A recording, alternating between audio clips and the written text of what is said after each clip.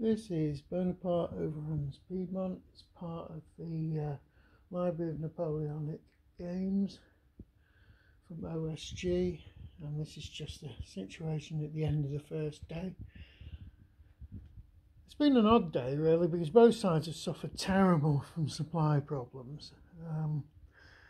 Now the Austrians have managed to get a baggage train up to the front, so that should ease the problems that Argento's second corps have got. The French are still in a situation where there's no supply at all. So really the nearest supply source is way down here, but the baggage train is not here yet. It's on the reinforcement track at some point. Now, I don't tend to look at the reinforcement tracks, even though I know some units are on there. I don't know when and where they're actually going to appear. I do that deliberately to give myself a bit of fog of war when I'm playing solo. I did attempt to use the cards on this game, but although they're just not suited for solo, and they're also, I just find them so fiddly and annoying that I just abandoned them again, and I'll definitely never use them or attempt to use them again.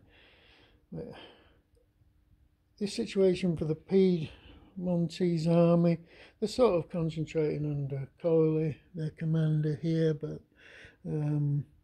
mainly to cover this potential French advance here. Now, they could move in contact with the Austrians. The thing is the terrain's really horrible here to get across unless you go north up here by the main roads. Also, this army, they've got a commander, but they haven't got like a divisional commander at all. So it makes the Piedmontese army incredibly difficult to actually operate with. It's got, the troops itself aren't that bad, you know. There's some fours and threes in terms of quality. There's a couple of twos sprinting around, but they're not an army that could be organised and controlled very effectively. We've got other units coming up here. Yet again, we've had terrible problems with the lack of supply, but it's also been made even worse by the fact that the weather for the entire day, apart from 6 p.m, was fog. So the fog reduces your movement by 1. You also, if you're out of supply, your movement's reduced by 1. So even units that were managing to throw for the initiative, your initiative when you're out of supply is dropped by 1. Even the units that were getting initiative could barely move, and that's using road move. So the Piedmontese army is probably going to move these units here to cover this French position.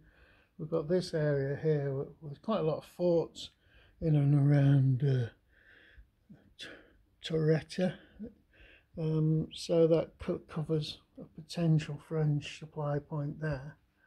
And we decided well, these ones will move to no, what we're going to do with these, we've had second thoughts about moving these forward, and we're going to move them back to Mondovi, which is the capital. I assume it's the capital of Piedmont. I don't really know, but it's the major city in Piedmont here.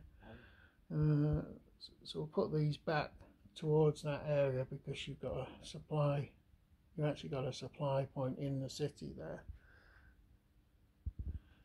So all in all, there's been no casualties, and there's been very, very little fighting, mainly because of the combination of poor weather and terrible supply situation for both sides. But the only units that have made any progress at all have been the ones that are coming in under march orders, either reinforcements, but the French have had hardly any reinforcements. The Austrians are a steady stream coming in under march orders. The rest of the units trying to move by initiative in these conditions is very, very, very limited.